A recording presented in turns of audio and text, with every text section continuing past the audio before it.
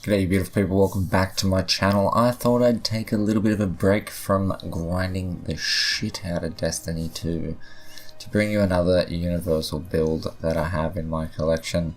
It's a jungle build. You are not going to find any Withering Shadow type bull shenanigans in this build. If you want to run Withering Shadow builds, go and run a Withering Shadow build. This is simply a deck that is useful for people that don't have too many deck slots. You know, if you don't have too many deck slots, it can be really hard to sort of switch things up on the fly. You've got to try and make a new deck between matches so that you can get to a hero. At least having, you know, one universal deck, maybe either a universal carry deck or a universal caster deck or a universal jungle deck. You can at least have a little bit of leeway in who you're going to play. Alright, so getting straight into it. First card that we have on is Mother Tree. You know why? Because it just gives you so much sustain in the early game when you're in the jungle. Extra 50% mana regen and 2.2 health regen while you're in the jungle. Very, very good.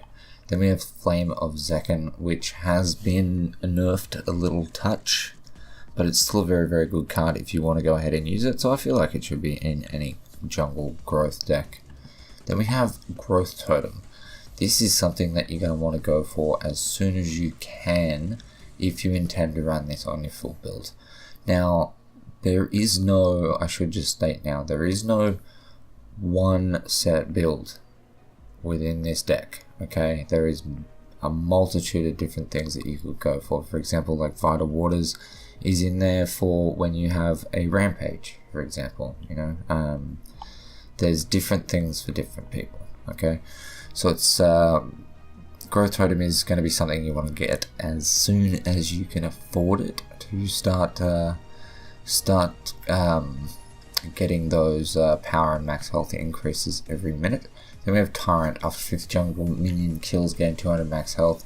And you also gain 0.4 power for every jungle minion killed, stacks 50 times. This is a very, very good card, especially for how cheap it is. So it's always going to be in any of my growth jungle decks.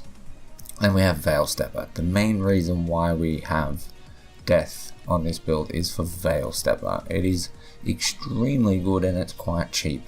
It's also going to give you 8.8 health regen and 18 basic armor. That is reason enough just to grab it. Your sustain in the jungle is going to be amazing, and the active on this, enter the shadow plane for 3 seconds after passing through a fog wall, is incredible.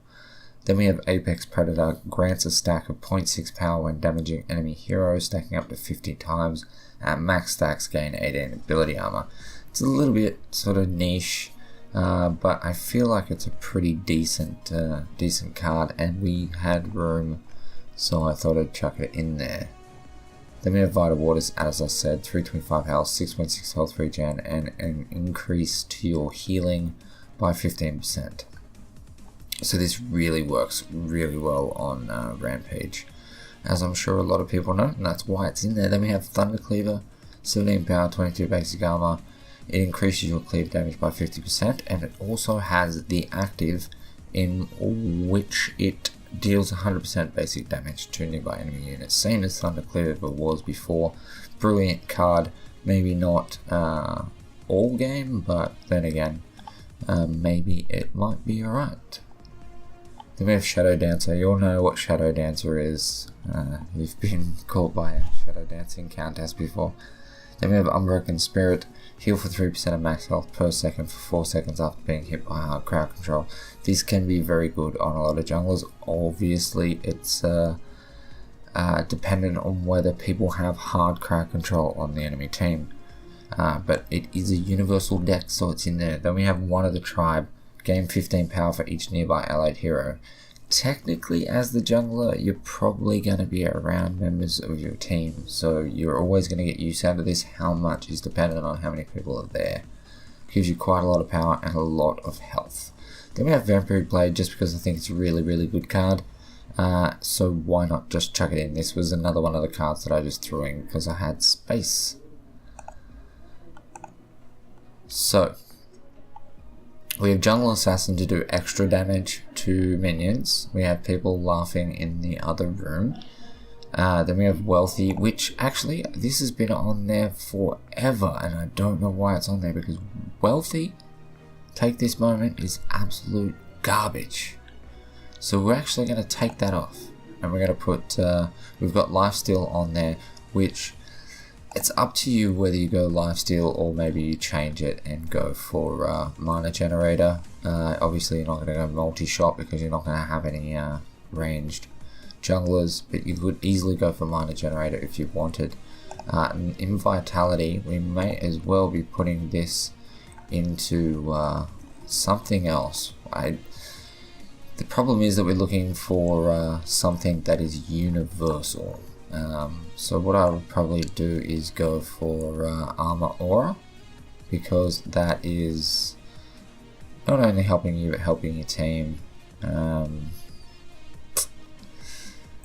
Which probably just chuck that one on. So that is 5 gems. So then you've got your Jungle Lifesteal, Jungle Assassin is in Agility, Damage Reduction, Damage Return. Just remember, guys, that with Damage Return, it's probably not so big of a deal with a jungler, because it tends to be the case that when you're on a tower as the jungler, you're probably taking aggro anyway. But the point I bring that up is return 10% of basic damage taken means that if they shoot you while they're on your tower, you're on their tower, you will take aggro. Remember that. And then obviously we just put on Armor Aura. If you wanted to, you could easily take off one of these 2 gems, either Jungle Assassin or the Lifesteal. Definitely think about the Lifesteal, think about changing that. That's just what I run. I enjoy having the little bit of sustain in there. But that's it. That's the build. Obviously you can change quite a bit that's in here. If you find that a couple of the cards are better suited for 1 or 2 heroes that you never play, take them out, switch it up a little bit. That's the build, guys. Hope you enjoy it. If you did, please smash the like button, leave me a comment, let me know what you think. If you have any suggestions on anything in that build, let me know in the comment section down below. Subscribe for more Paragon content. With that said, thank you so much for watching. I love your face. I'll catch you in the next one. Peace.